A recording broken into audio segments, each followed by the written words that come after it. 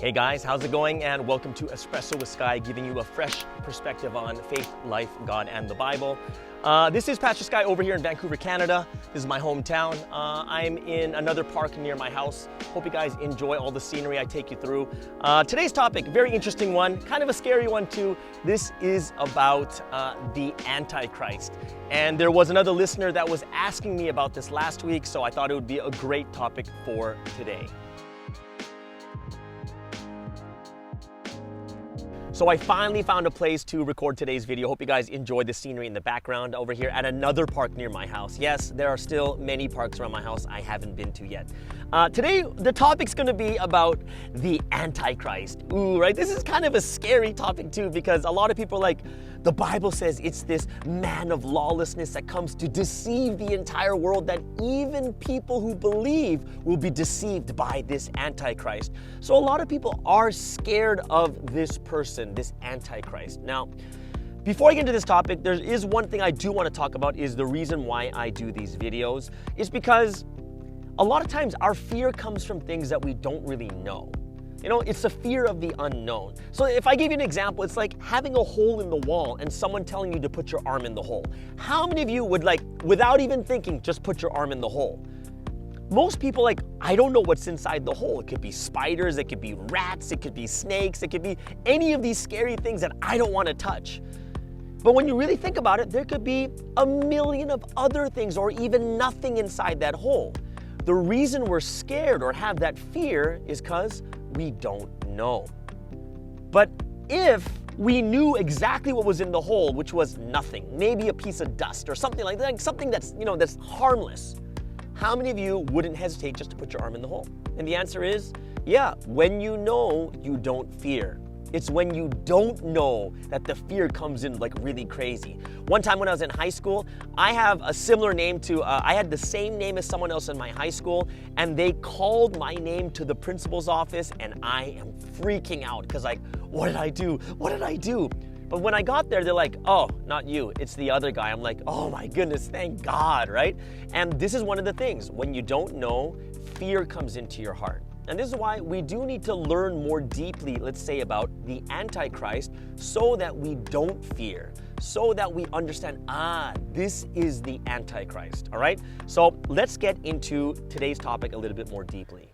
So let's take a look at some verses about the Antichrist. So let's go back to the origin of why the Antichrist is being sent in the first place. So let's take a look at 2 Thessalonians chapter 2, verse 4. Now, in this verse it says, he will oppose, which is talking about Satan, will oppose and will exalt himself over everything that is called God or is worship, so that he sets himself up in God's temple, proclaiming himself to be God. So we see here it's Satan trying to take over God's seat. And according to the logic of the Bible, it's saying that in order to do this, he will send the Antichrist to deceive the world. Now, this kind of makes sense and doesn't at the same time. Number one is, God is almighty, all-powerful, omnipotent, omniscient, regardless of how many people believe in him.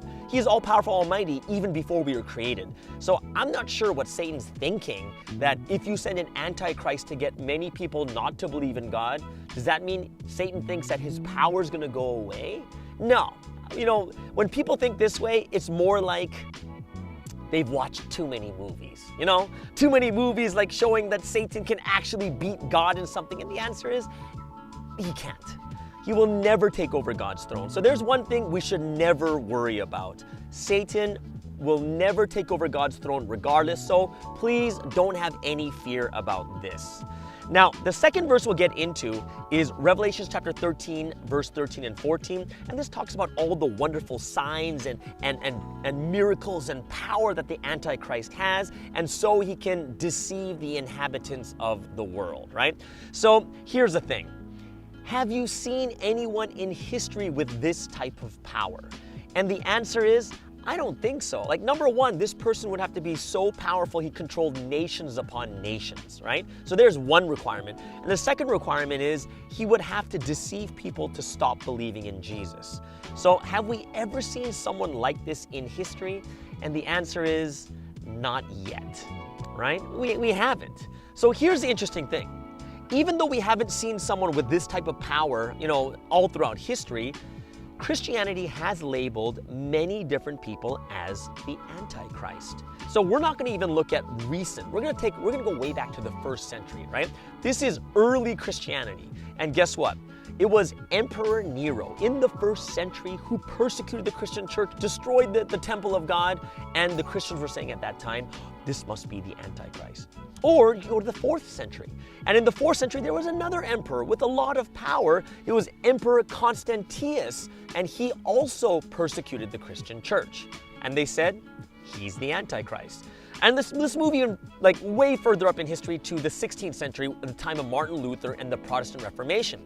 Guess who? It was the Pope, Pope Leo X. And he's not the only Pope that was accused of being the Antichrist, but this Pope was persecuting the Protestant Reformation at that time, and Martin Luther said that this guy must be the Antichrist. And if you want to go even more recent, within the last 100 years, people said US President JFK was the Antichrist. Other people said Oprah Winfrey was the Antichrist. Other people said Barack Obama, Bill Gates, Donald Trump. There were so many people accused of being the Antichrist. So here's the thing. We need to kind of learn more of who this Antichrist is, or how this person's actually supposed to come, and get to a better idea of what to expect at that time. Can all of them be the Antichrist? Is there only one? What should we be expecting? All right, so let's go even deeper into it. So let's take a look at 1 John chapter 2, verse 18. And in this verse, there's something really interesting. And it says that many antichrists have come. So what we see here is it is possible to have more than one Antichrist, someone who's very powerful and someone who goes against Christ. So the first thing we have to keep in our mind is, no, don't just wait for one person. There's not just this one person that takes over multiple countries and then he's going to lead the whole world astray. Don't expect just one person, but it says already many Antichrists have come. Then we'll move over to the second verse, which is 1 John chapter 2, verse 22. And another requirement of this Antichrist is to deny that Jesus is the Christ. Okay?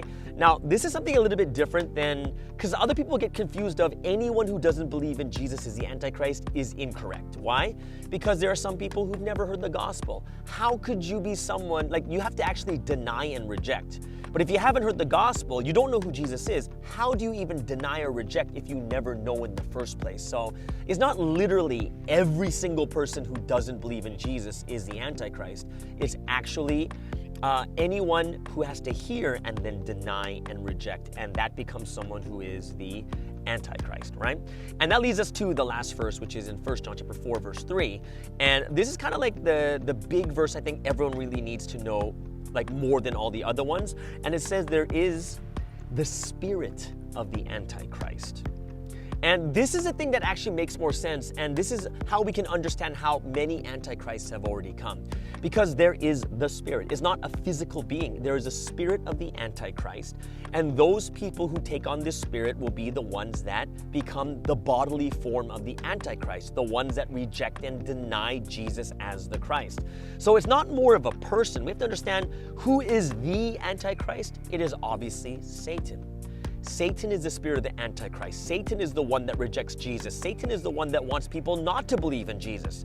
It's actually the spirit which is always present, right? From the first century until now, people, everyone has died. However, Satan has been there from the beginning. Satan has been there from the first century until now, and that's why the spirit of the Antichrist is always there. And who takes on the form of the Antichrist, the physical bodily form, is the person who rejects the Christ. It's the person that goes against Christ. These are the people that have the spirit of the Antichrist. And this is why many people will come, right? And many people have come who are the Antichrist. So what we really need to understand is, there are going to be many more antichrists that come into the future.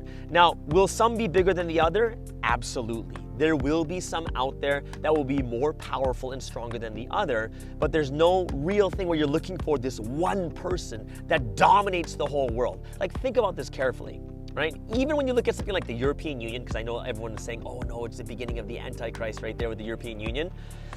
Even the European Union, even though there's someone in charge of the European Union, they don't control each country. Each country's on their own. And even if you look at all the different events that happen in the world, those individual like presidents and prime ministers of countries, they are the ones that get to control their own country. They're not giving up the power of their country to one figure. And honestly, I don't think that will ever happen. So we have to kind of look at this and say, this is what the scriptures are saying when it comes to the Antichrist. We're not looking for a singular being, but there are going to be single beings, single persons that will come all throughout different times of history, and they will all have the spirit of the Antichrist.